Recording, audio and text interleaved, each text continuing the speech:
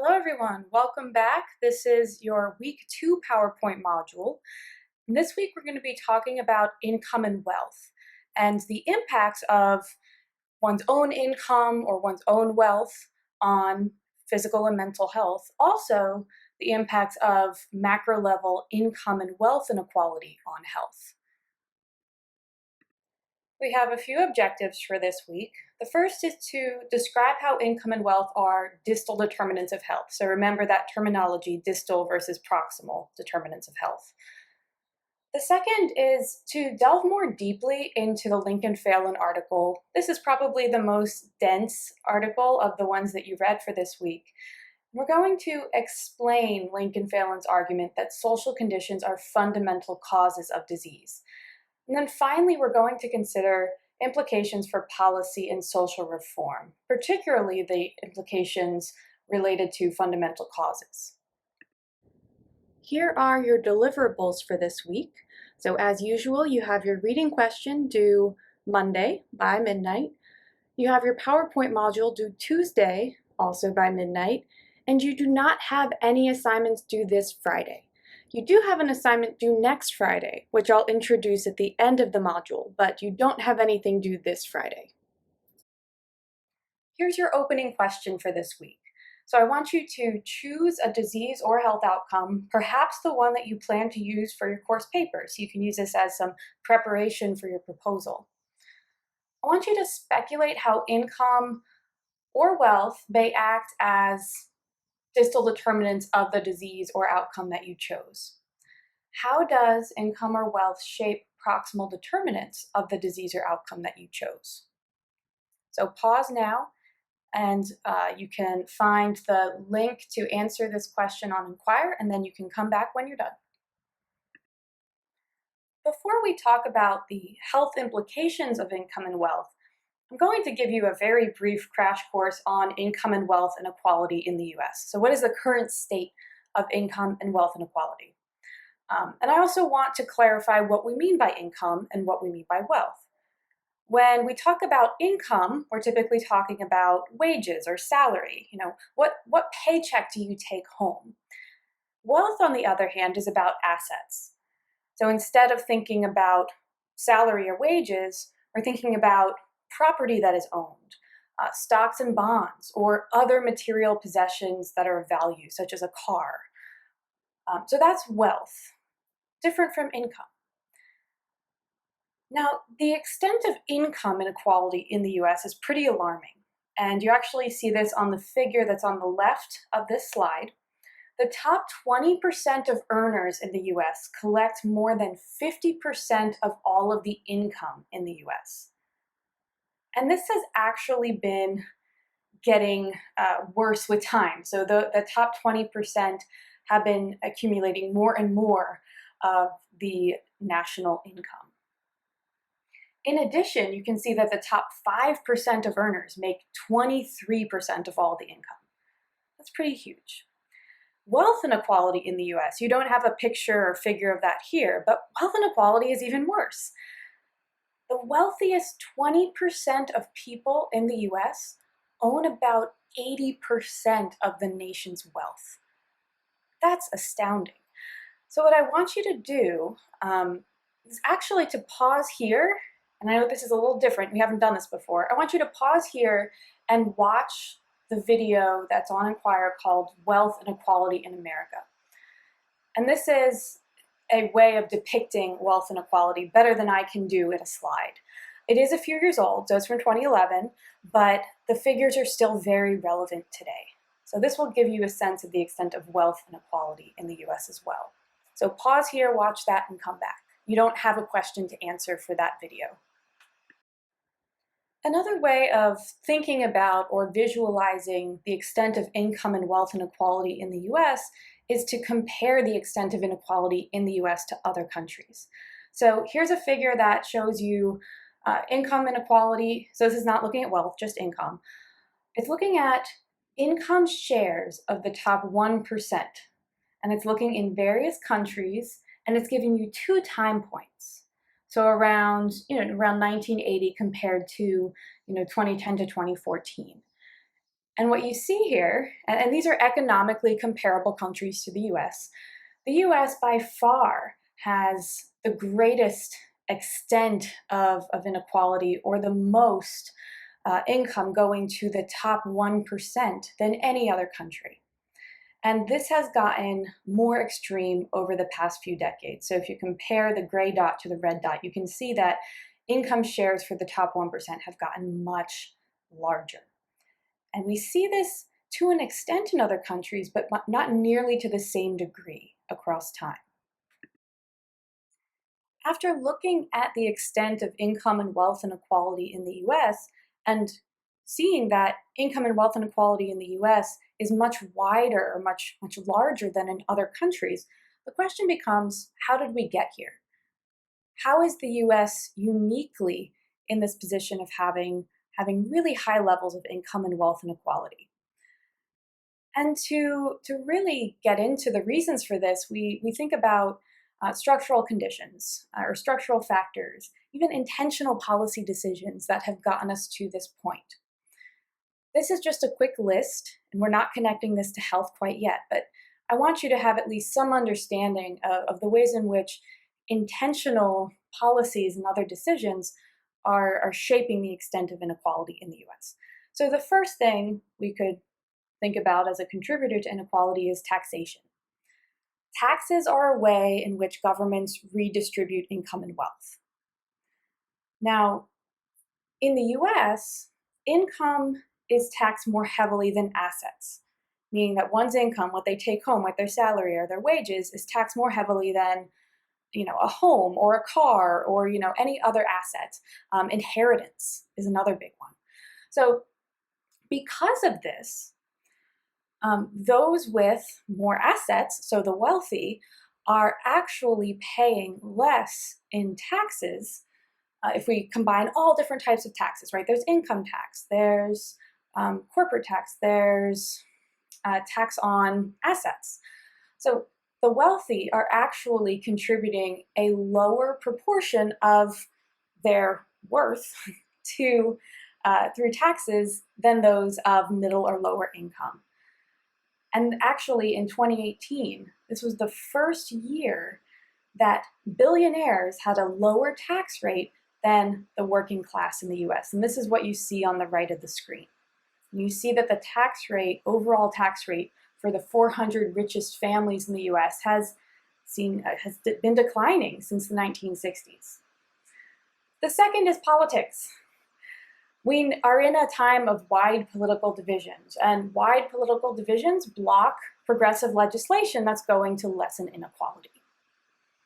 I'll leave it there for now. Culture.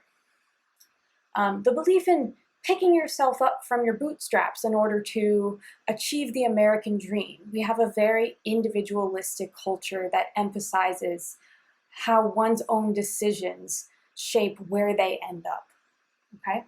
We talked a bit about this last week as well.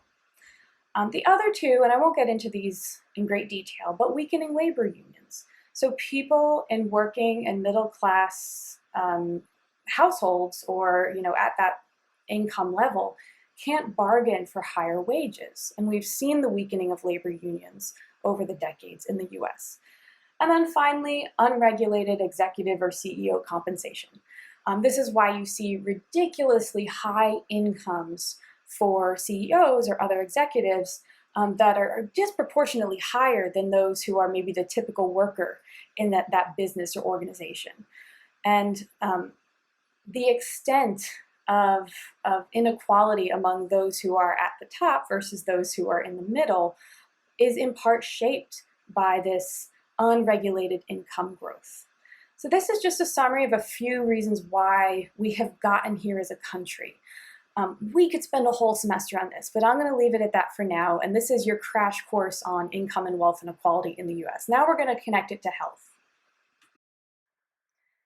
I want to shift gears at this point to spend some time on the health consequences of economic inequality.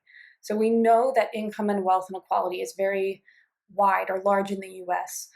What are the health implications of the extent of this inequality? In order to get started with this larger discussion that will continue in our Zoom class this week, I want you to answer this video question and watch this video.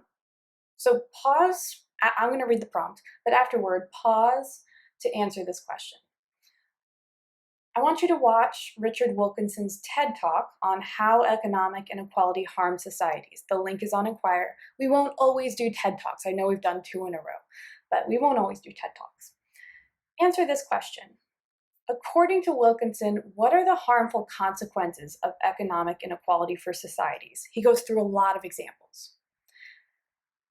How might psychosocial processes link economic inequality to poor health? He discusses this at about 12 minutes, 45 seconds in the video. So pause here, go to that video, and then answer the video question on Inquire, and then come back here for the rest.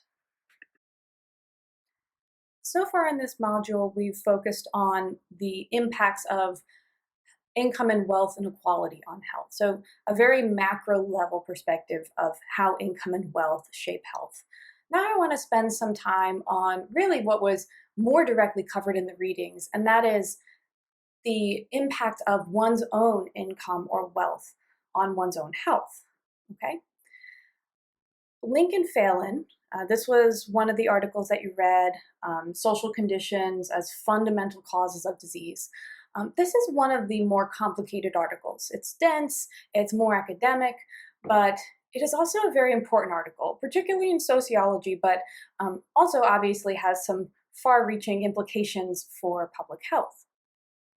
Now, I assigned this reading because the way in which Lincoln Phelan posed the argument that social conditions are fundamental causes of disease really has important implications for how we think about policies related to health and really the sources of health inequalities.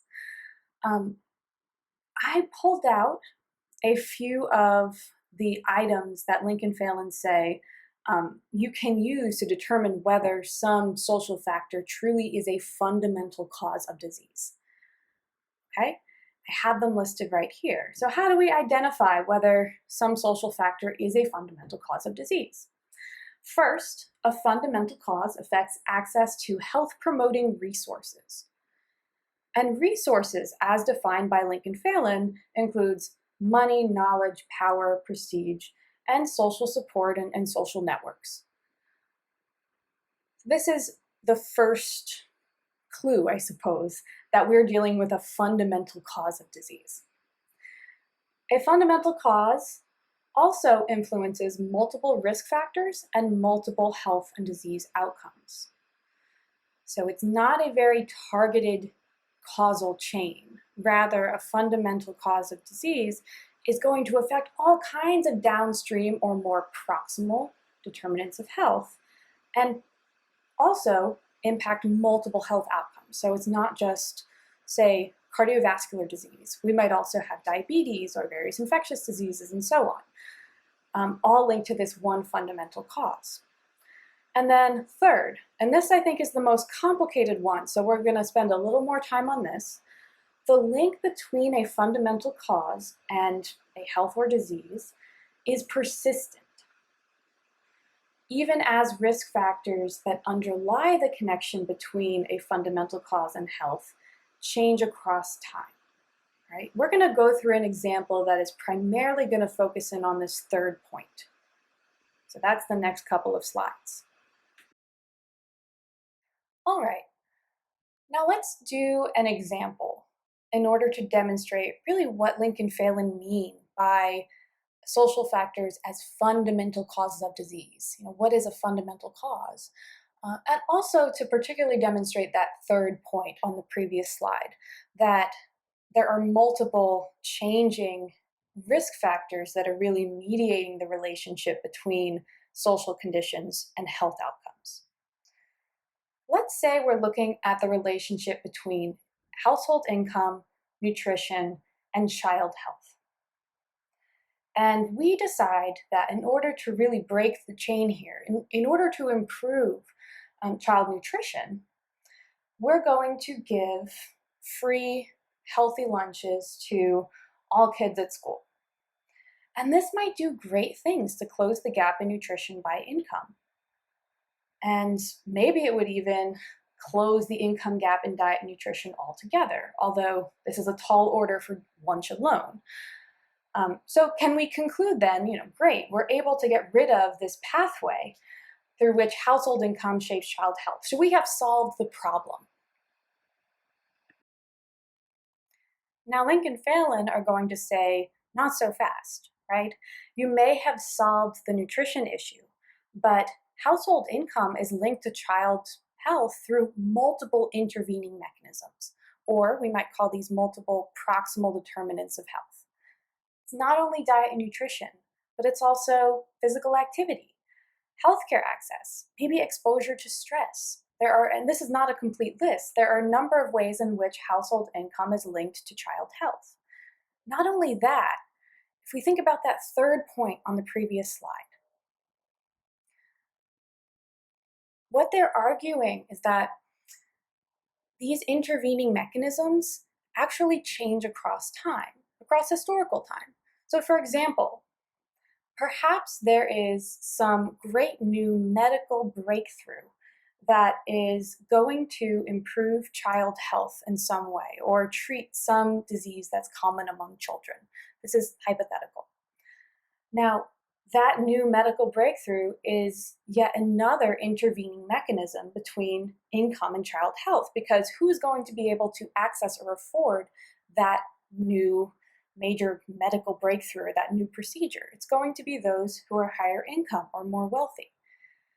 And so what they're saying is, even if you try to knock out every single intervening mechanism that exists between household income and child health, you're never going to succeed in truly getting rid of those income disparities in child health, because new mechanisms or new proximal determinants are always going to be cropping up.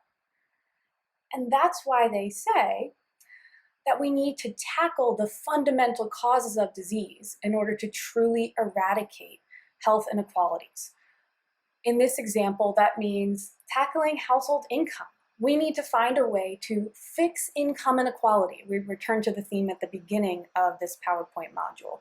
Now, this may be easier said than done, but ultimately Link and Phelan are saying that we need to intervene on these fundamental causes if we really want to make progress in reducing health inequalities in a lasting and effective way.